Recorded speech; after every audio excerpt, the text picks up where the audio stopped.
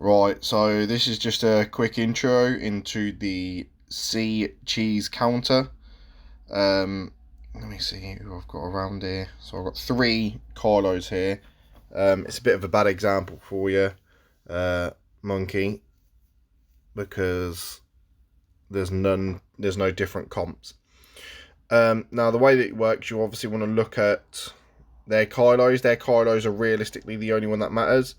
So obviously you want to look at speed. And like I say, speed is key, because if you can't outrun their Kylo, that means you won't be able to get an automatic taunt from any tank. So if you're not faster, you have to have a pre-taunt tank. Now, in my situation, I use GBA, but GBA can be quite risky depending on the damage, and some people I will lose to that. Now, unfortunately, all three of the people here are slower than me because they've all gone for the offense sets. So you can see here, speed's lower, and speed's lower. I think he's changed over his set, but 562. Okay, this person is actually faster than me. Let me just double check their damage. Oh, there you are. I don't know what I called you Monkey when it's Mickey, but whatever. 10 Gs. So what I could do is show you this, but this could be a loss. So with him, Darth Seraph, I would have to use GBA. The reason I'd have to use GBA is because if he outruns my C, I won't be able to land the automatic taunt. What I'm going to do, bear with me a second, I'm just going to quickly check payouts. Just I want to make sure that I'm not going to hit anybody coming up. Rhetoric's just been, I can do him. So this is the easy cheese comp I'll show you here. Now, my C stats, just to go through this, my speed is 550. So anything, basically slower than that, I'm fine. Anything over that, I struggle. The rest of the team doesn't really matter. You don't need Zetas on anybody apart from obviously C. Everybody else is fine. You don't really need it. So like I say, what I'll do is I'll look at Rhetoric. I'll go, okay, what's his speed? Outspeed him. That's going to be an absolute easy win. And what I'll do is I'll go into the match and show you this. I had GBA there because my last fight I didn't outspeed the guy. So I'll go into battle. It's basically 4 turns and then auto. So what you always need to do, you always need to stun Hux. Because if you don't, he'll give turn meter to Kylo, and Kylo will go twice before you'll be able to pass over Thrawn's turn to Armorer. So by doing this, because I'm faster, you'll see that it creates the automatic taunt on Royal Guard. Thrawn's turn, I pass over to Armorer, and then I put the, I don't even know what it's called, the Signet, 3 stacks, on the C. From here, I'll click auto. You realistically can't die at this point. C will literally solo everyone. Your whole team will die quickly, which is fine, doesn't really matter. And then this will literally just one shot. I'll play it through so you can see. Now, while this is on auto, because it doesn't really matter, I'll try and talk you through some of the things you need to be careful of. If Kylo's team has foe in it, First Order Officer, the geezer in the blue suit, this counter will not work.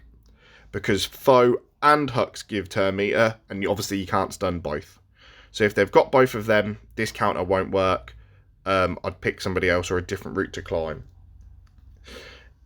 If their Kylo is faster, like I explained, that means that he will take his first turn before you can do a pre-taunt, which means that he's going to hit the Brood Alpha.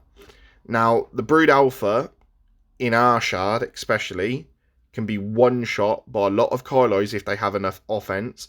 So you might need to remod your GBA for more health to get the stats to cross over so he's not one-shot. If Sith Trooper's in and Kylo hits him and then Sith Trooper kills him, it shouldn't matter because you'll still get the 3 signets. But it's vital that you know the difference and know what to look for. There is some people that are fast, but also have enough damage that they kill my GBA. The example of this, when I can find him, I want to say it's... Hold up, you can see we've got a few up here now. Where are you? I hope he's in the top 50 still. Manchik, I believe it is. Is it Manchik? It's Manchik or Misos. I think it's Manchik. Yeah. So, you can see here, his speed is 564. The problem I have is he's got 11k damage and he one-shots my GBA. So, I either need to remod my C to go faster than him, remod my GBA just for the arena so he doesn't get one shot, or just miss him out all completely. But that's the issue I have there. Let me see if I can find any other examples of what to avoid. I'm presuming everybody's going to have the normal teaming, which is a bit of a pain, to be honest. Les Jawa, he's a bit of the luck of the draw. I'll beat him 80% of the time. Basically, it all depends if his Moff hits my armourer, because my armourer doesn't have enough health at the minute to survive the attack. But if you mod your armourer for enough health, you'll be fine. Oh, wrong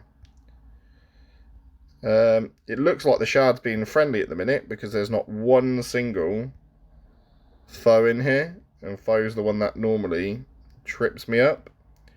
So I'd say at the moment, this should work on absolutely everybody, as long as you're checking the speed and